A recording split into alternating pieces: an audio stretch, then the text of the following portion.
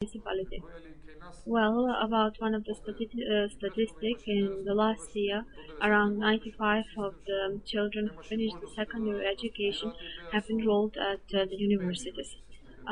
Several years ago in Albania, in total, only around 4% of the students continued their education at the universities, and this was maybe 10 years. And now it's normal to be a higher number.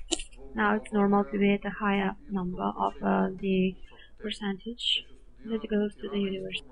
Although we had also a great interest before the 90s, but in the 90s it was a different educational system because there was no possibility for everyone to study, to go to the university. They were with scholarship, and scholarships were given only to the certain number of the students. And this percentage is very big, as you said, because they are studying also in several countries, not only in Albania. They study in Korcha, also they study in Tirana, also they study in Macedonia, in Bulgaria also, in Greece. Last year some of them study also. There is a very big interest for the higher education. Do you have the equal status when you're applying for the scholarships? Well, not the same as the Albanians that live in Macedonia that have some privileges, because also we have difficulties in enrollment and we have difficulties with language because we are studying the Albanian language, but we do not use it because we are ethnic Macedonians and we speak only the Macedonian language. Because not only at home but also at school we use the Macedonian language. And the Macedonians and the students are all of them are Macedonians because we are studying the Albanian language only at school and we are not using it because it is completely ethnical and there is no need to speak the Albanian language. And when we enroll at the universities, we have difficulties because we do not speak very well the Albanian. Well, even our students that study even in Macedonia, when they go to the universities in Macedonia, do not have any advantages when they want to work in the schools, for example, when they want to have an employment in the schools, even though they are Macedonians and the schools are Macedonian, they do not have advantage before the Albanians do. So not that we are discriminated, but we are in a small number. Even the teachers that are at very small number, as you have already heard, only 30 teachers are at the school, and there is no possibility the teacher to be prepared well to teach Macedonian in Albania. We usually use the possibilities to educate our teachers in Macedonia. Also, we use the education to be done at some of the seminars. To these seminars are sent our teachers so they can be trained and educated for the Macedonian language.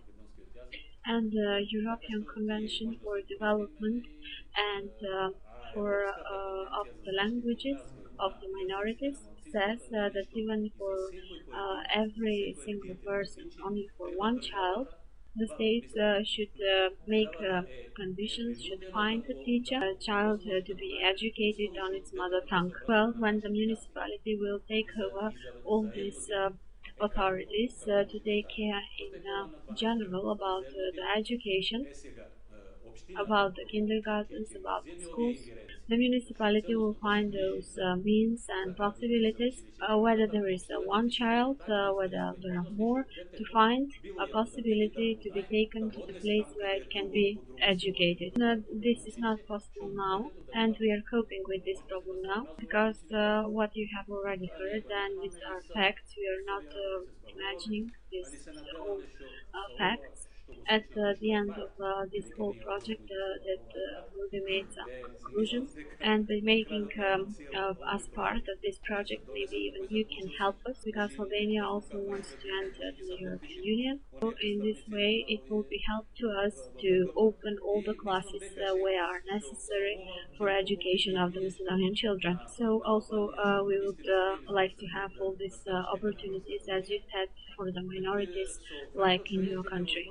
So you are completely ethnic Macedonians, but in those villages where there are no Macedonians completely, don't you have education, or don't you have attending of the Macedonian language, especially in the higher classes? Well, yeah, if there is a possibility, you can see tomorrow that they are here in Korcha, where we are now.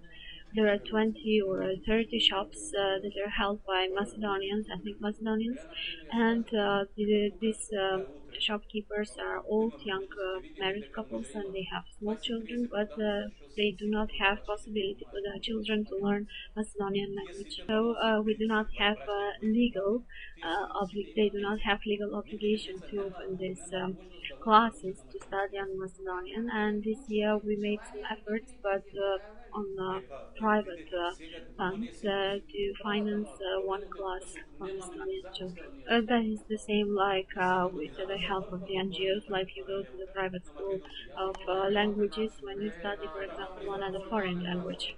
Well, in our country, in Bulgaria, all the textbooks for the children from the first to the seventh grade are free for all the children, and also for the 2 years that are preschool years in the kindergarten.